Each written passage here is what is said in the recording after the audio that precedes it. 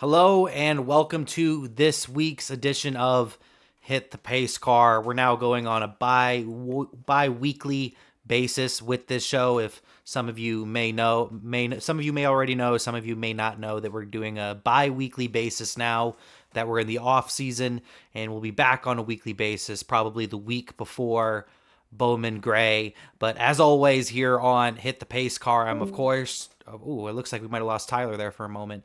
But as usual, by No, you usual, lost Cory. I lost Cory Cory. crashed. Oh no. Oh no. But uh, you Oh no. usually here on Hit the Pace Car, I'm joined by the Pace Car boys per usual. We have Tyler and Cory. Hopefully, we'll be back here in a moment. But Tyler, how are we doing today? Doing pretty good. The weather is getting pretty crazy, but other than that, we're holding down. As long as you don't float away, you'll be all right.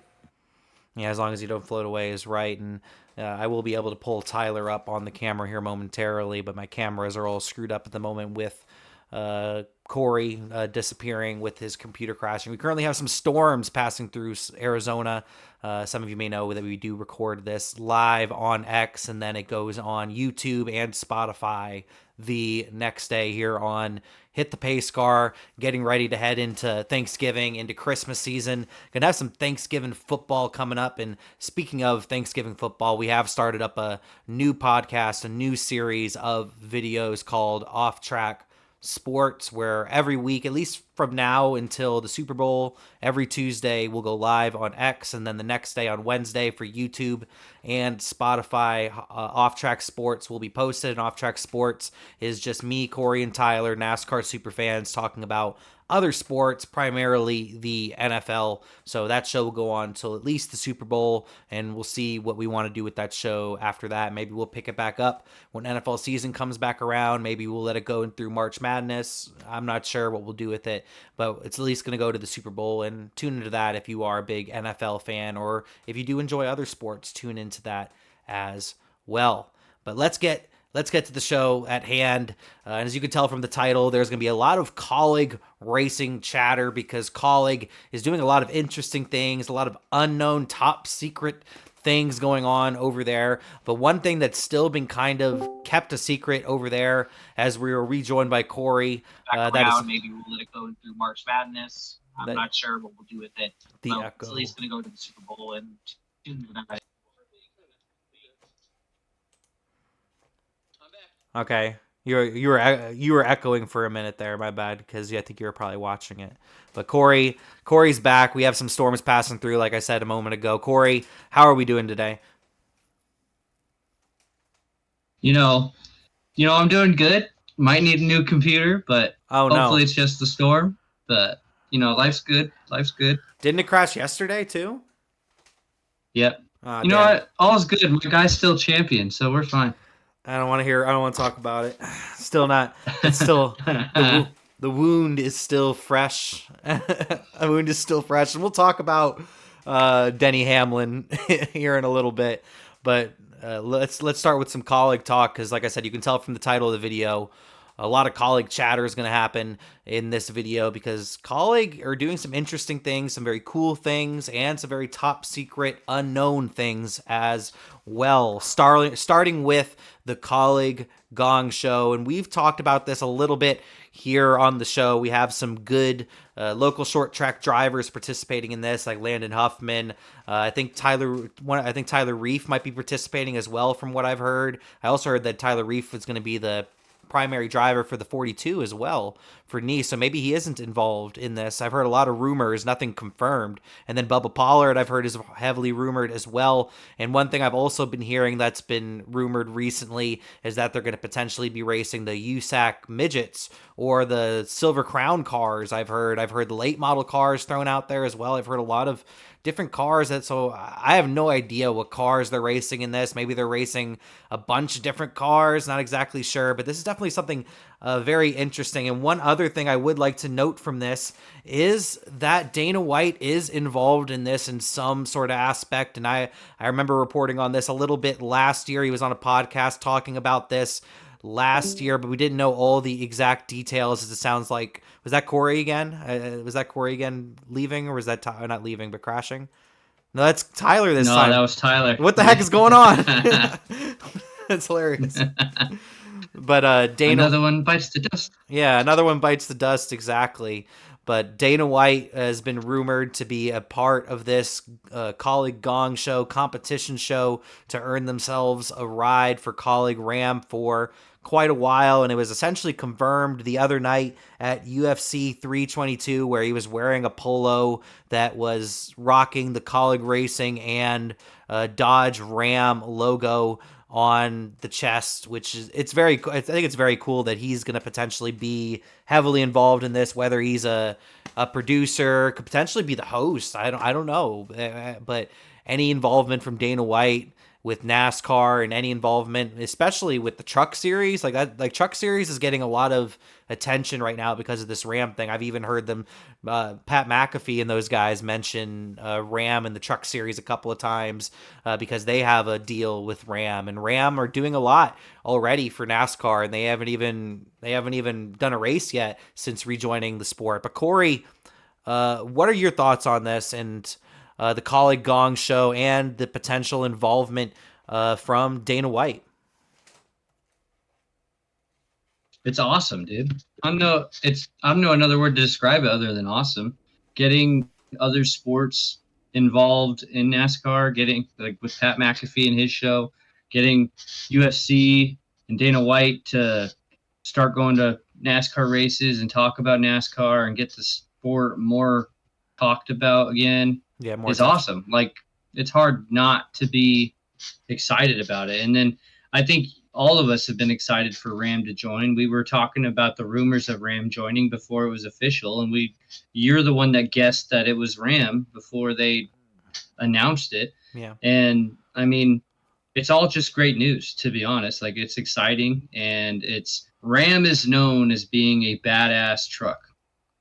And now that badass truck is in NASCAR, and you have all of this media coming with it. It's awesome. Yeah, it's great. It's great to see. I'm really happy that Ram is back in the mix, and they're already doing so much for the sport. I would like to reiterate what I said earlier when Cory had dropped from the call. Now Tyler has dropped from the call, so the cameras are a little funky right now. I'd have to move around a lot of stuff, so that's why you weren't able to see Cory right then and there if you're watching in the video form. But Kaulig are doing some really cool things. Ram, I'm just pumped to see Ram and Dodge back, and that could potentially be one of the, like, Dodge coming back could also be one of the potential reasons for the story we're going to talk about in a little bit when it comes to Ford. Maybe Ford are kind of clearing the way for Dodge. Maybe some of these teams are going to move over to Dodge when Dodge ends up coming to the O'Reilly Auto Parts series. But Kaulig are doing some really cool things. It's really great to just see Dana White also involved. He carries a lot with him when he's involved with anything. He has a lot of money. He has a lot of clout, as people would say, a lot of he is very popular on an international level. And they could maybe even do some cross promotion with the UFC or maybe some other TKO sort of things. I know NASCAR have already been doing a lot of things with WWE when it comes to NXT and the O'Reilly Auto Parts series because of that CW connection. So maybe they could even do more things like that, which is great. But overall, I'm just very pumped for this Gong Show because I remember when they did it for Roush back in the day, and that was great. And we met a lot of different drivers through that. And I'm happy that they're bringing it back. I'm curious to also see what network or streaming service this may be on. We don't know anything about that either. I'm feeling it's going to be, it sounds like a Prime Video deal to me. That's what I don't know. That's what it sounds like to me just because of all the people that are involved. I think the only people that would have that sort of money might be like Prime or Apple, and I don't think Apple are going to do something like this. Netflix has that sort of money too, but they're not going to invest it on that when they're already investing into like Formula One and these other things as well, and they invest into a lot of things. But I think Prime would be my guess that this Gong Show is on.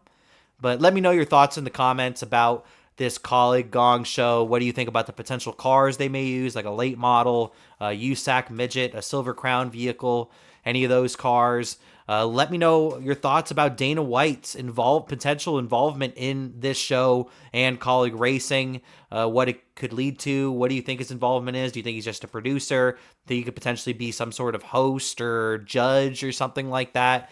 Let me know your thoughts in the comments and in the replies. All right. This will let us move on to our next topic, which will be about Kaulig racing again. We will talk more about Kaulig racing because Kaulig, like I said, are doing some very interesting things right now. And this I find very cool. And that is the All-Star car that we've talked about a little bit. If I'll pull up, there it is. The All-Star car that we have heard about, and we've just been getting more and more information about it. Kaulig are actually going to do this on a week-to-week basis, essentially. They might plan out the schedule way ahead of time, but when it comes to announcements, they've said at the beginning of the week, they'll announce who's in the car. On a random Monday or a random Tuesday, they're going to be like, bam, hey, Tony Stewart's going to race this weekend. Y'all should come out to the truck race. Next week, bam, hey, you should come out to the truck race. We're going to have Ryan Newman out there. Next week, bam, hey, Casey Kane's going to race the Truck Series race for Ram this weekend. So I think that's really cool. And Ram Trucks even posted an email that people can send their resumes and stuff to if they want to race one of these Kaulig trucks. So you might have some random people in these trucks, some local short track people potentially in these trucks. You might have some legends like Tony Stewart, like Casey Kane, like Ryan Newman. We've heard a bunch of drivers potentially linked to racing this Ram truck next year, and just some crazy names are coming through the pipeline. And we could see even some more crazy names potentially come through the pipeline. Like, who knows? You might see like a Jeremy Mayfield or Reed Sorensen still. He's spotting. Maybe he can race one of these truck races. You can have Greg Biffle, Cletus McFarland probably be involved in some sort of degree. I've heard his name rumored for quite a bit to race at least a race or two in this number 25. And this is very exciting news, very cool news. And I hope this kind of sets a trend really as well. And we'll have more things like this on trying to get legends back into the sport and just this creates a lot of excitement for the truck series, what Kaulig Racing are doing right now. It's creating a lot of excitement for the Craftsman Truck Series. And I guess I want to get your thoughts on this, Cory. What do you think about all this going on with the Craftsman Truck Series and Kaulig? I'm excited. I'm excited. What Kaulig's doing is awesome. What Ram's doing is awesome. And it's going to promote the sport even more. I mean, 10 times as much as it is right now, even with it just being the truck series, not like a cup series car doing it. For the chance to see Hall of Famers, a different Hall of Famer each week or once or twice a month come in and be back in the series again is like something all of us diehard fans would love to see. You know what I mean? And you saying names like Tony Stewart and Ryan Newman and like say like a Greg Biffle, like just people that were dominant or really good in this sport coming back after being out of it for a while, and just for a one-time thing, it doesn't matter. Seeing them come back is awesome, and it reminds me of when we saw Carl Edwards come back for his top 75 drivers. Yep. Like even just seeing him was a breath of fresh air. It was nice to see, you know what I mean? So like the sport doing something like this and Kaulig doing something like this, like the diehard fans are going to appreciate it. I would agree 100%. I think it's really cool what Ram are doing, and who knows what sort of drivers we may see in that truck. We might even get I think there's a good chance we could even see drivers outside of the NASCAR world get into one of these trucks. My dream driver I would love to see race in one of these trucks or race in NASCAR for at least a one-off is Daniel Ricciardo. Danny Rick, I think he loves NASCAR. He's made that very clear. He has a big passion for NASCAR and just American motorsports and American culture in general. So I would really love to see him maybe race the truck for one of these races. That would be one of my dreams. Another one of my dreams would be Jeremy Mayfield or Bobby Labonte getting in that truck. I think that'd be really cool as well. Maybe even Robbie Gordon. I just thought about that. That'd be badass. Actually, Elliott Sadler. Elliott Sadler. He already turned down that rumor though. He already went on Twitter and was like, "Yeah, I'm not.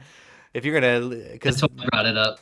oh, that's that why you brought it up. But yeah, Yeah. he was already like, yeah, if you're gonna name me in a rumor, at least spell my name right. Talking to Kaulig Nation, and Kaulig Nation has been on top of a lot of these rumors, a big time insider. So I got to give Kaulig Nation his flowers, his credit.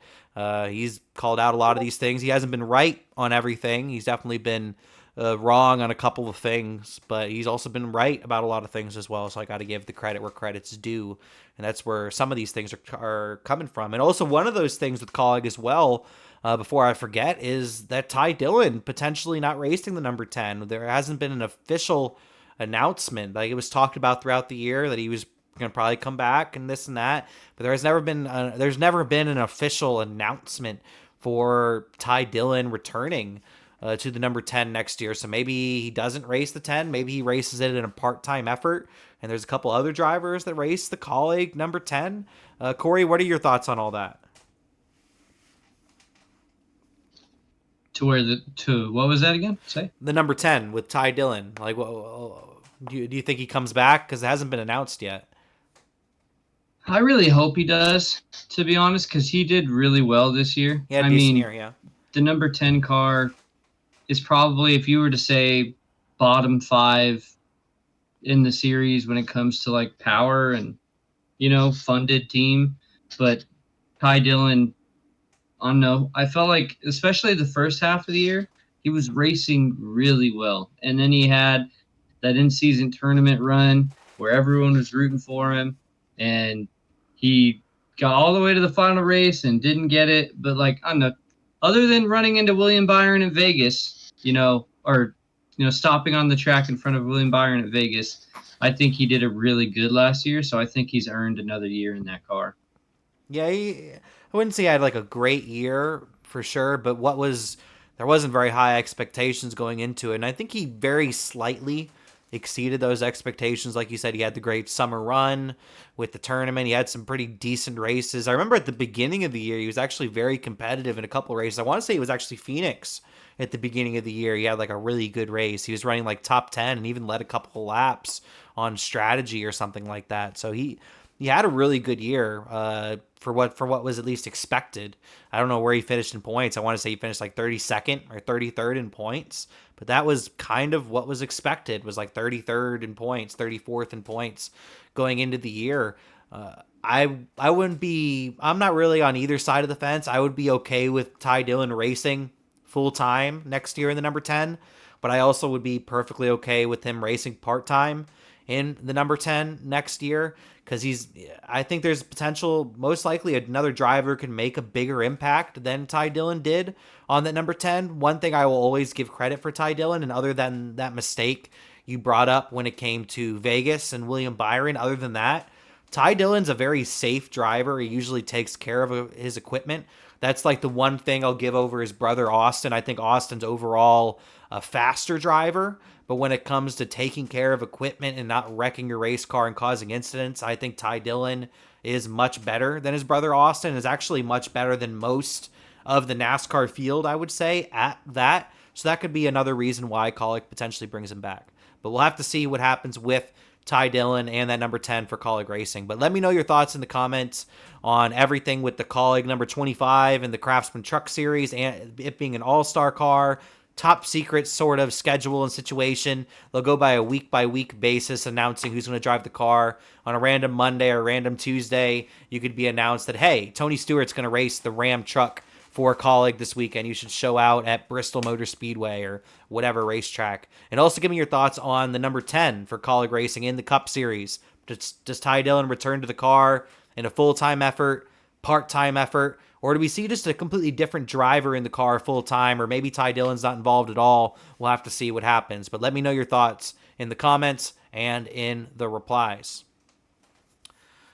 All right, this will have us move on to our next story, which is Ford. Ford are out of the O'Reilly Auto Parts series at the moment.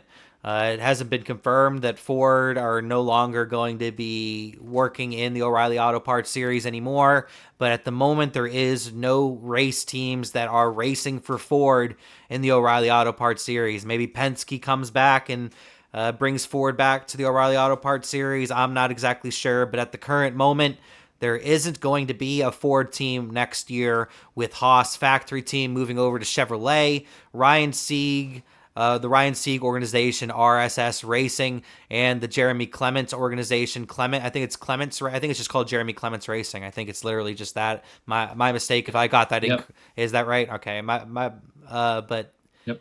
the number 51 over there, and the 39 and the 28 and the 29 and all those Ryan Sieg vehicles. Kyle Sieg and Ryan Sieg, of course, racing full-time next year in those cars.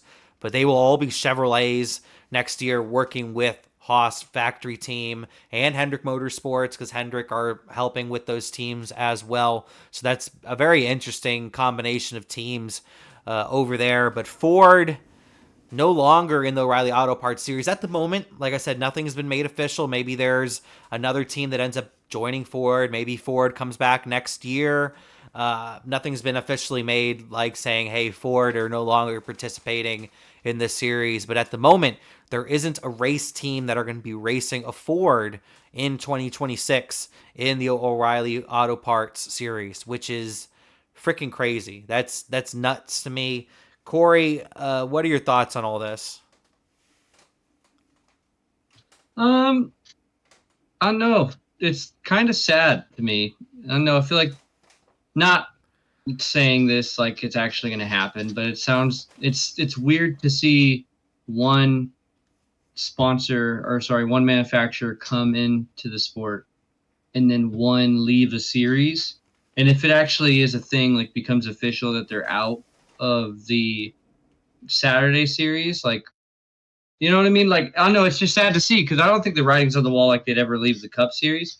But I'm just saying that it's just, I don't know, the more manufacturers in the sport, the better. And we were all, I think, hoping that Ram would be a 1-year thing in truck, and then maybe hopefully next year Dodge is racing on Saturdays or Sundays or whatever. But maybe Ford doesn't think there's the investment's worth it on Saturday, and they just want to focus on Sunday. But I don't know.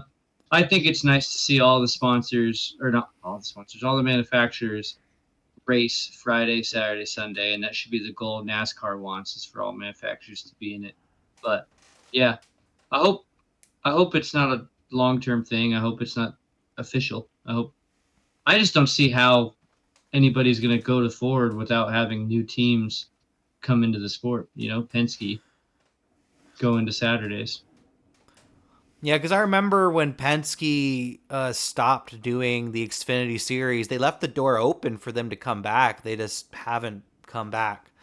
They never said it was official. It sounded like, I remember when they were no longer going to do the race team in the Xfinity series, it made it sound like they were going to come back at some point. But who knows at this point? Plans change, and maybe they don't come back. I know Brad Kay wanted to get RFK into the Xfinity, now the O'Reilly Auto Parts series, at some point. So maybe that could save Ford, but who knows, especially with Dodge coming up through the ranks. Maybe Ford are getting out of the way for Dodge, because a lot of these teams might be moving over to Dodge when Dodge comes to the sport. Maybe they already have deals in place, because Kaulig will return to the O'Reilly Auto Parts series once Dodge are there. So maybe a lot of these teams might make alliances with Kaulig. Maybe they already have planned alliances with Kaulig. Who knows? Maybe some of these Ford teams have future plans with Dodge. I think Dodge makes this very interesting. I think the talks with Honda also make all this very interesting. It's very early on. You can get your tinfoil hats and maybe really, really think hard about this. But honestly, I think it's as simple as there's just no teams racing for Ford. I really don't think there's too much to it.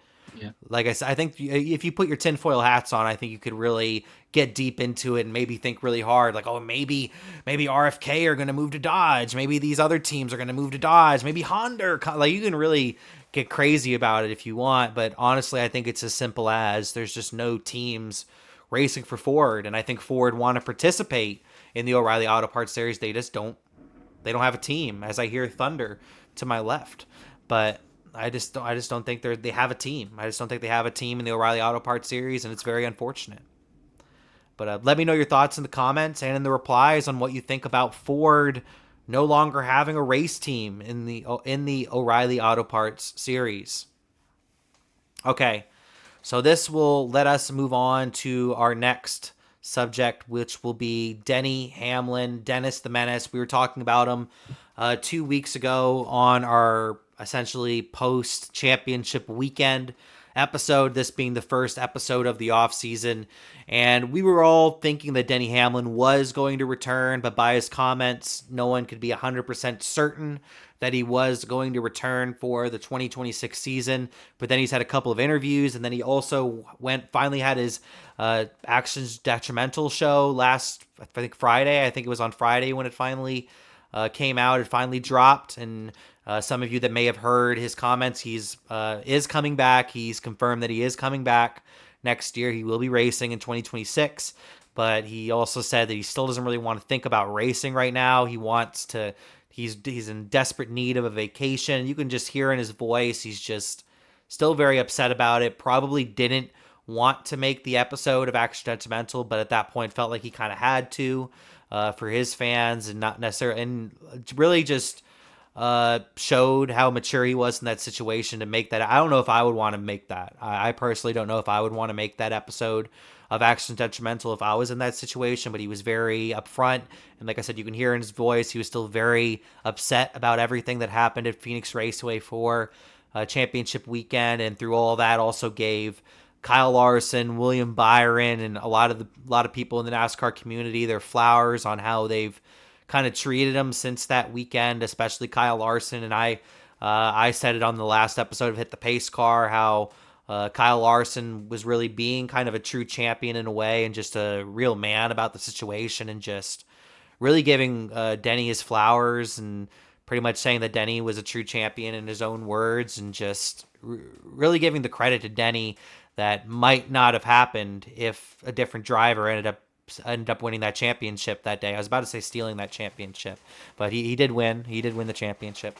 But like a different driver might have not given him that credit. But Kyle Larson gave Hamlin his credit that I think he deserved. And at the time, obviously Hamlin was just like about it, but he's obviously given Larson his flowers. But yeah, Hamlin's going through it, man. Hamlin's going through it.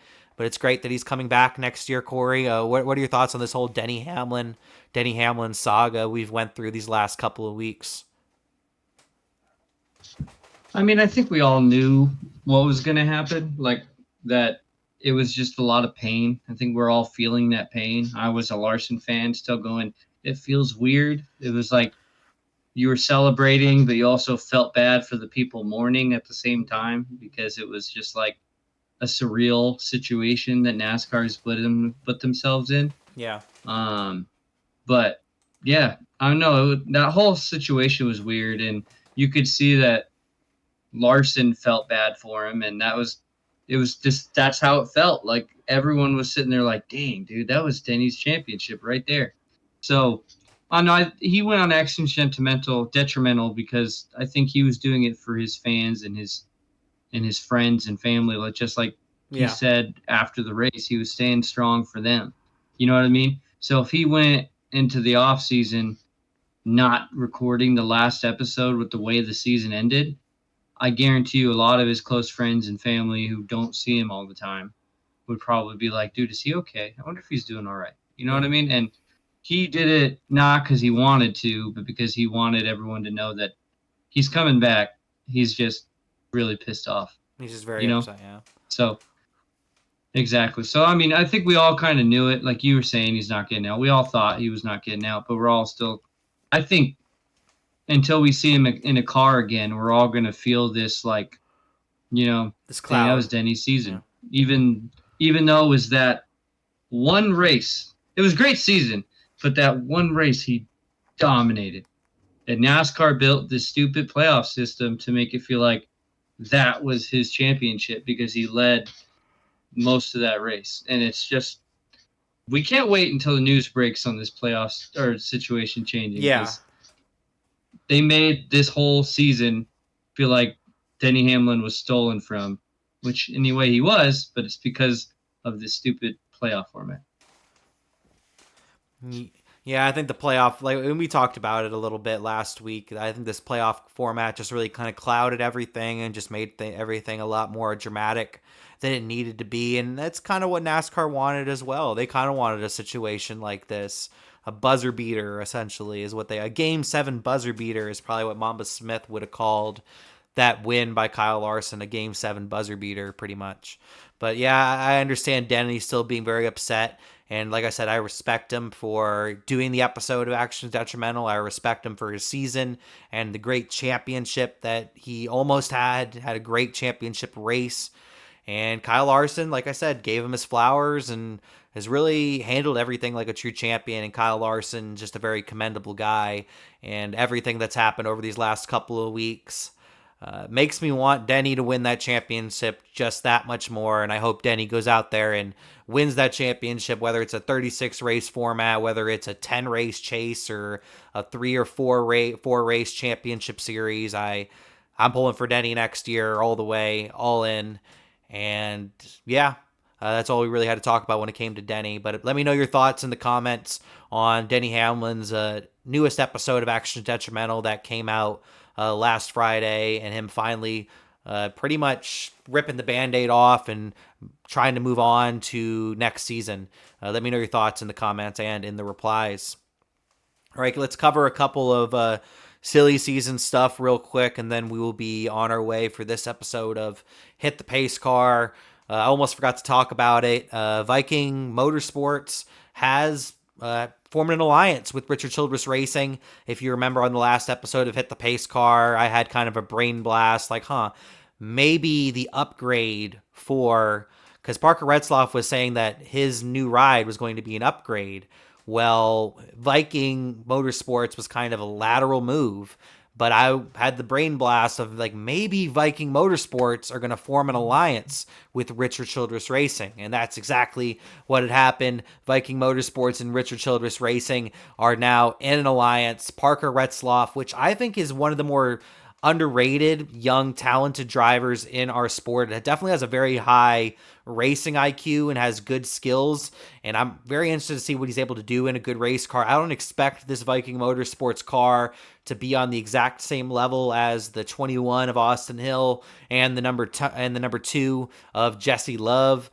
But I do expect him to be a lot more competitive in this car than he has been in the last couple of years. And I'm going to send it over to Cory, because Cory I would consider a Parker Retzlaff super fan, a big time supporter of Parker Retzlaff, as we both are, but I would consider him more of a super fan. How are we feeling about this with Parker Retzlaff moving over to Viking? Excited, really excited, to be honest, because I think for 2 or 3 years now plus that we've watched Parker Retzlaff in kind of crappy equipment and he gets the most out of it, showing out, getting poles. Yeah, exactly. Getting the most out of it, getting poles, being in the top 10 for certain races. He randomly had that one Cup Series start at Daytona and could have pushed Kyle Busch to the win, but Kyle Busch decided not to go with him. You made me remember. Yeah, and, fuck that guy. And Parker Retzlaff got a top 10 finish and pushed Harrison Burton to a win. So like, I don't know, man. Staying on topic, Parker Retzlaff's talented, and seeing what he can do in better equipment is only gonna, let the world put him on notice that he's better than what the average fan thinks, And I'm excited to see him do it because he's shown out and gotten the best out of the equipment he's been given. He has terrible luck, but hopefully that switches. I think, honestly, if he just doesn't get involved in half the wrecks that he gets involved in, then he's going to be great. And I wouldn't say that any of them are his fault. I feel like he's just the guy that always gets involved with either a wreck or a malfunction with the car. Like, I swear that happened like at least 10 times last year. So hopefully he stays lucky and, gets to show out and show people how talented he is. I hope so too. Like I said, I expect that Viking Motorsports car to pick up in performance at least a good amount, maybe not be as good as the 21 or the 2, But especially at the super speedways, I think Retzloff is going to be very competitive. I would expect him to kind of be similar to that number 48 of Nick Sanchez. I expect that car to be very similar to that. That would be my guess, but we'll have to see. But let me know your thoughts in the comments on Viking Motorsports forming an alliance with Richard Childress Racing. All right. Now we'll move on to the last thing we'll talk about. I really wish Tyler was here for this part, but Dale Jr. is doing the Daytona 500 once again as an owner of Junior Motorsports. Junior Motorsports will be making their second start once again in the Great American Race, the Daytona 500. Once again in the number 40 is Justin Allgaier with Traveler's Whiskey, of course, Chris Stapleton's whiskey brand. Once again, going to be on the number 40 for Junior Motorsports and Justin Allgaier. They'll have to qualify or potentially even race their way in through the duels. I really want to call them the Gatorade duels still, but they're not called that. They're the duels at Daytona. But Cory, how are we feeling about this? I'm pumped to see. I don't know. I like Junior Motorsport. I want Junior Motorsports to have a Cup Series charter. I really want them to be in the Cup Series full time, but just seeing him at least for the Daytona 500 is really cool. And I don't know, I just love to see Dale Jr. happy. Dale Jr. does so much for NASCAR, and you can tell that this Daytona 500 means a lot to him. Even if they just make the race, it doesn't really matter how they perform. It just means a lot to him in general just to make the race, let alone potentially have a good performance. And Allgaier did get a top 10 last year in the Daytona 500. Maybe they can run it back. Yeah, dude, Dale Jr. is a legend. So honestly, anything that he does for the sport, anytime you see his face, it's a breath of fresh air. It brings back the old days. It brings back, the last 30 years of NASCAR. You know what I mean? So and seeing him take this jump and taking this risk and this leap to have a car, even if it's for one race in the Cup Series, is awesome. And then what they did last year was way better than they expected and amazing.